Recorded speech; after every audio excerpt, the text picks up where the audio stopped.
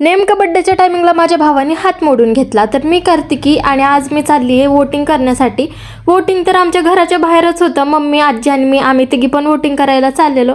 आमच्या घराच्या बाहेर असे मंडप वगैरे लावलेले. मग वोटिंग करून आले आणि मग दुपारी बसल्या बसल्या मस्तपैकी हातावरती मेहंदी काढली, कारण मला मेहंदी काढायला खूप जास्त आवडतं. आणि आज सार्थकच्या बड्डेसाठी मामा सुद्धा येणार होता, त्यामुळे मम्मी आणि बहीण लगेच स्वयंपाकाच्या तयारीला लागले आणि मी एकीकडे घर सुद्धा आवरून घेतलं. लगेचच मामा पण आला आणि मग आम्ही जरा गप्पा गोष्टी केल्या आणि मला एकतर खूप जास्त भूक लागलेली, कारण त्यांना यायला लेट झालेलं. आणि तोपर्यंत तर मी तुम्हाला खरं सांगते, माझे पोटातले कावळे ओरडून ओरडून दमले असतील.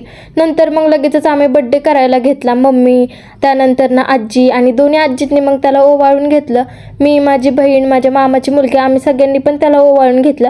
आणि मी व्हिडिओ काढत होते, त्यामुळे त्याचा मोडलेला हात माझ्या भावाने मागे घेतलेला, का तर व्हिडिओमध्ये दिसू नये म्हणून.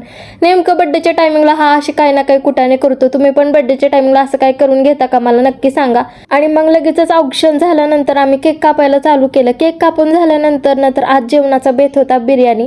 बिर्याणी आम्हाला किती आवडते तर तुम्हाला सांगायची वेगळी गरज नाहीये. आणि मला तर स्वतःला जास्त करून रस्सा भाकरी त्याच्यापेक्षा तर बिर्याणी खूप जास्त आवडते, त्यामुळे मी तर खुश होते. आधीच मला भूक लागलेली, त्यामुळे असं मस्तपैकी सजवलेलं ताट, त्यामध्ये आवडीचा पदार्थ, त्यामुळे माझा आजचा दिवस तर खूप जास्त छान गेला.